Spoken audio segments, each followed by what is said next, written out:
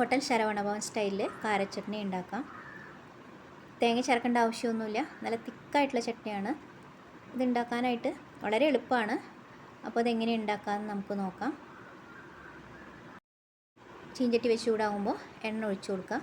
എണ്ണ ചൂടാകുമ്പോൾ 1 ടീസ്പൂൺ കടലപ്പരിപ്പ് ഒന്ന് കളറ് മാറണം കേട്ടോ.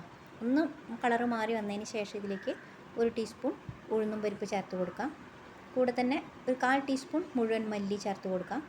എല്ലാം കൂടി നന്നായിട്ടൊന്ന് വഴറ്റുക. അതിൻ്റെ കളറൊക്കെ ഒന്ന് മാറി വരണം.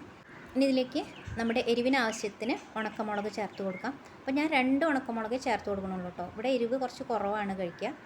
കുറച്ച് കറിവേപ്പില, ഒരു ചെറിയ കഷ്ണം ഇഞ്ചി, പിന്നെ ഒരു 5-6 അല്ലി വെളുത്തുള്ളി, ഇതെല്ലാം കൂടെ ചേർത്തിട്ട് നന്നായിട്ടൊന്ന് വഴറ്റുക. അപ്പോൾ ഇഞ്ചി വെളുത്തുള്ളിയുടെയൊക്കെ പച്ചമണമൊക്കെ ഒന്ന് പോണ വരെ ഒന്ന് വഴറ്റിയെടുക്കാം. ഒന്ന് വഴറ്റിയെടുത്തതിന് ശേഷം ഇതിലേക്ക് നമുക്ക് ഒരു വലിയ സബോള ചെറുതായിട്ട് അരിഞ്ഞതാണ്, അത് ചേർത്ത് കൊടുക്കാം. അതും കൂടി ചേർത്തിട്ട് നന്നായിട്ടൊന്ന് വഴറ്റുക. സബോളയുടെയൊക്കെ കളറൊന്ന് മാറി വന്നാൽ മതി, ഒരുപാട് വഴറ്റേണ്ട ആവശ്യമൊന്നുമില്ല. ഇനി ഇതിലേക്ക് ഒരു 2 തക്കാളി അതും കൂടെ ചേർത്ത് കൊടുക്കാം. ചെറുതായിട്ട് അരിഞ്ഞ് ചേർത്ത് കൊടുക്കാം. ഇതും കൂടി ചേർത്തിട്ട് നന്നായിട്ടൊന്ന് ഇളക്കുക. തക്കാളി വേഗം തന്നെ വെന്ത് കിട്ടാൻ വേണ്ടിയിട്ട് ആവശ്യത്തിന് ഉപ്പ് ചേർത്ത് കൊടുക്കാം.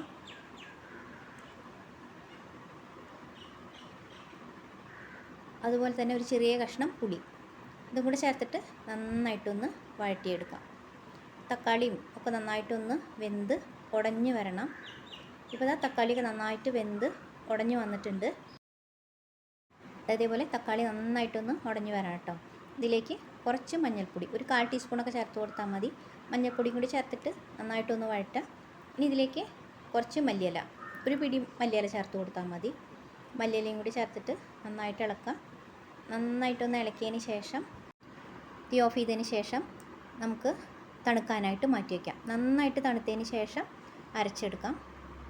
അപ്പോൾ നന്നായിട്ട് തണുത്ത് വന്നിട്ടുണ്ട്. നമുക്കിതിനി ഒരു മിക്സി ജാറിലേക്ക് ഇട്ട് കൊടുക്കാം. നന്നായിട്ടൊന്ന് അരച്ചെടുക്കാം.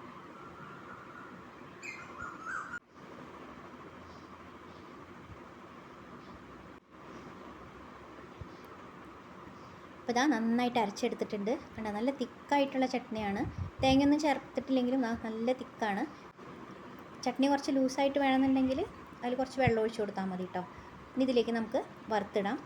വറുത്തിടാനായിട്ട് എണ്ണ ചൂടാകുമ്പോൾ കുറച്ച് കടുക്, ഉഴുന്നും പരിപ്പ്, കറിവേപ്പില ചേർത്ത് കൊടുക്കാം.